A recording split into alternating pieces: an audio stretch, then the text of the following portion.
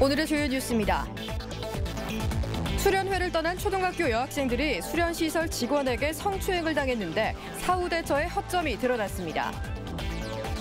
남구 일대 고급 승용차만 골라 턴 범인이 붙잡혔는데 피해 차량이 200여 대가 넘을 것으로 추정됩니다.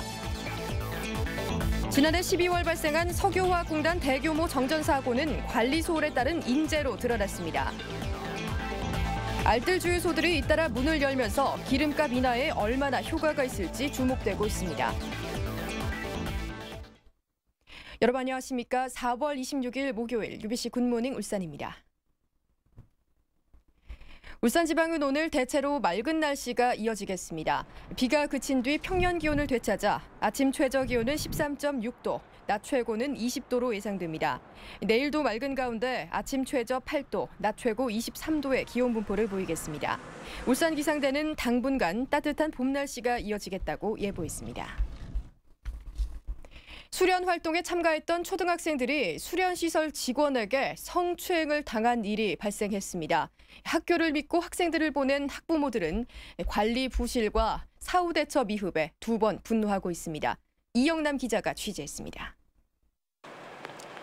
울산의 한 초등학교 4, 5, 6학년생들이 수련 활동을 했던 경주의 유스 호스텔입니다. 지난 24일 새벽 1시쯤 여학생 숙소에서 여학생 2명은 누군가 허벅지를 만지는 등 성추행하는 것을 발견하고 도움을 호소했습니다. 여학생 둘이가 나는데 그 사이에 들어가서 우리 학생을 성추행했습니다.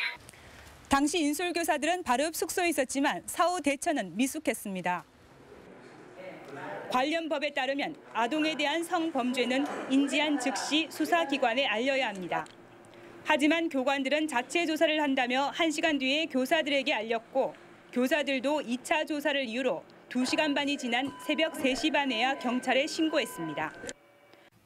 그 신고도 아이들이 이렇게 선생님들이 전달되지를 안 했고 하다 보니까 그 사람들 자체 조사하고 하는 그런 과정이 한 1시간 동안 진행되면서 선생님들이 늦게 알려줬죠. 경찰에 붙잡힌 용의자는 유스 호스텔과 계약을 맺고 수련 활동 교육을 맡은 이벤트 회사 대표 40살 박모 씨. 소속 사회교관 10여 명은 범죄 경력 조회를 거쳤지만 범죄 전과가 있는 박 씨는 대표라는 이유로 조회도 하지 않은 것으로 드러났습니다. 사전에요. 그 사람 같은 경우는 교육하고 있는 그 사람을 관리하고 감독하고 그런 이유죠. 숙박시설인 유스 호스텔에서 이벤트 회사와 계약을 맺고 진행하는 수련 활동에 대한 검증이 필요하다는 지적입니다. UBC 뉴스 이영남입니다. 최근 남구 지역에서 잇따라 발생한 고급 차량 금품털이 용의자가 경찰에 붙잡혔습니다. 지금까지 확인된 피해 차량은 30대 정도지만 실제 피해는 200대가 넘을 것으로 보입니다. 김규태 기자입니다.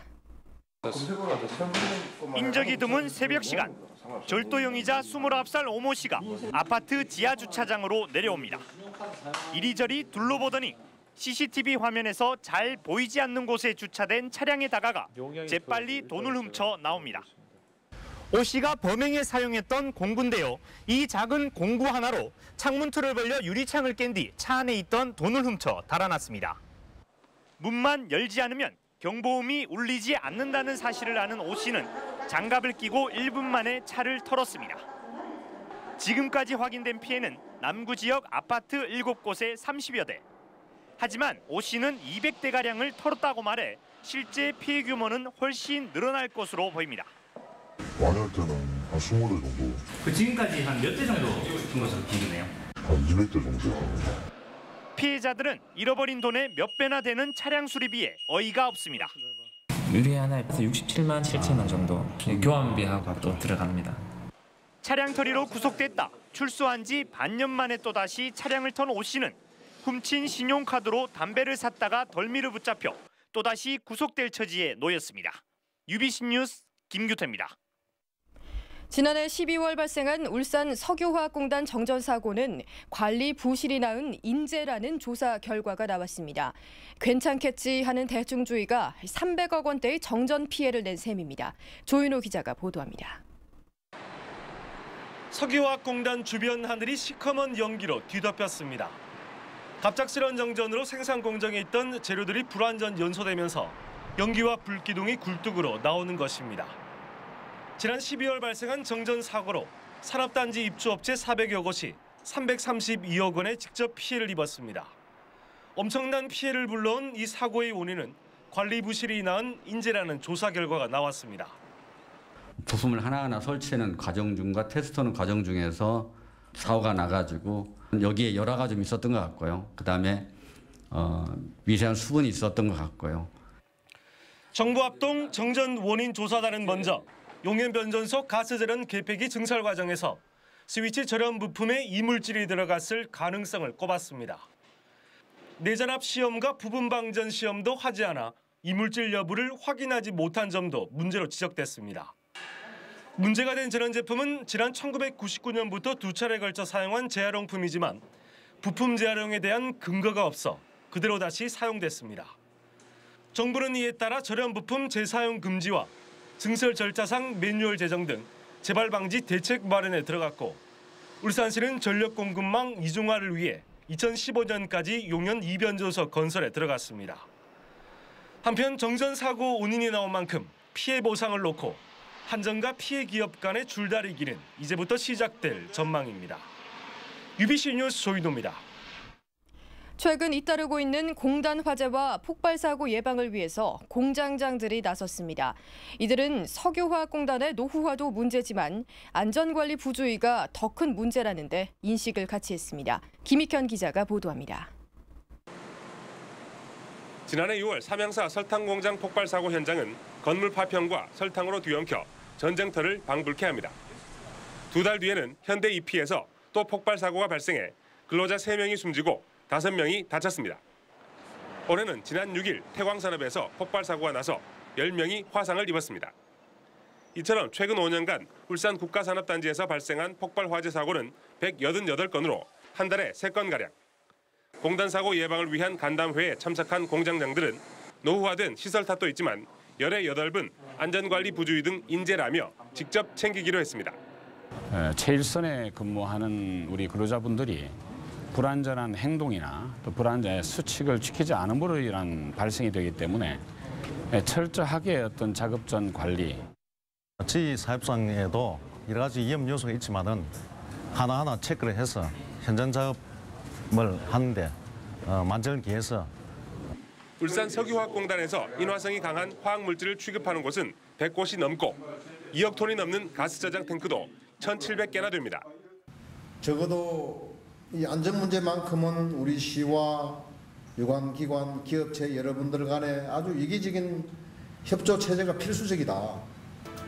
전문가들은 대형 사고도 몇 차례 경고성 징후가 있는 만큼 각별한 경각심이 필수라고 조언합니다. UBC 뉴스 김익현입니다. 지난달 울산에서 처음으로 중구에 알뜰주유소가 생긴 데 이어 북구에도 알뜰주유소가 운영에 들어갔습니다.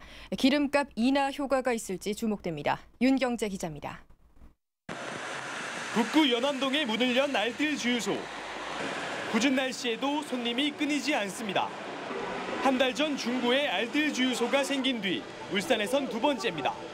저렴한 가격에 유리를 판매하기 위해서 또 한국석유공사에서 공급하고 있기 때문에 품질 문제를 걱정하지 않고. 울산 지역 평균 휘발유 값은 2,045원, 1,900원대를 유지하고 있는 주유소는 단 3곳으로 이 중 2곳이 알뜰주유소입니다.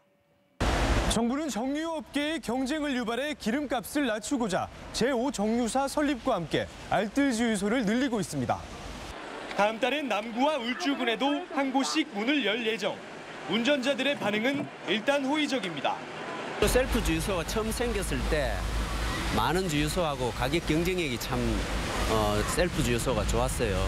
이런 알뜰 주유소도 가격 경쟁력이 좋다면은 홍보가 되면 더 좋을 것 같고요. 그리고 조금 더 가까이, 그러니까 조금 더 많이 생기면. 알뜰 주유소들의 등장이 유례없는 고공행진을 하고 있는 기름값을 잡는데 얼마나 효과가 있을지 주목됩니다.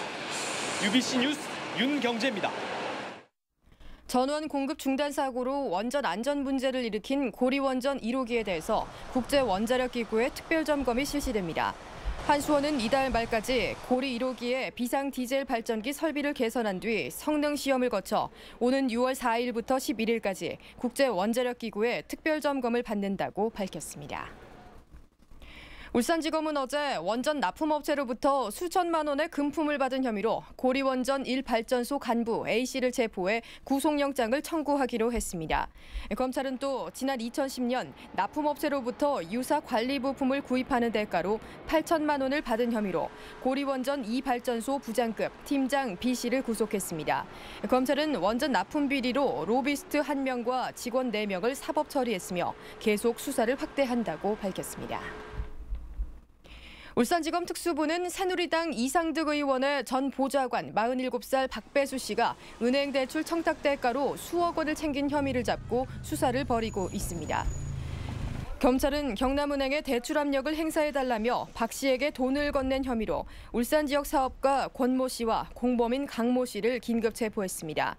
검찰은 권 씨와 강 씨가 경남은행으로부터 300억 원을 대출받는 과정에서 금품이 오갔는지 여부와 이 의원과의 연관성에 대해 파악 중인 것으로 알려졌습니다.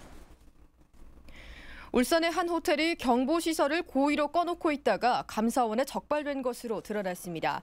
감사원은 전국의 대형 화재 취약시설 74곳에 대한 화재 안전관리 실태를 점검한 결과 68.9%인 51곳이 스프링클러 미설치 등 관리에 문제가 있는 것으로 나타났고 울산의 한 호텔은 고의로 경보시설을 꺼놓고 있었다고 밝혔습니다. 울산시 선거관리위원회는 제19대 총선 지역구 후보들의 선거비용 보전 청구액이 평균 1억 3,742만 원이라고 밝혔습니다. 선관위가 청구서를 접수한 13명 가운데 정가빈 후보가 1억 7,387만 원으로 가장 많았고 김원득 후보가 1억 1,549만 원으로 가장 적었습니다.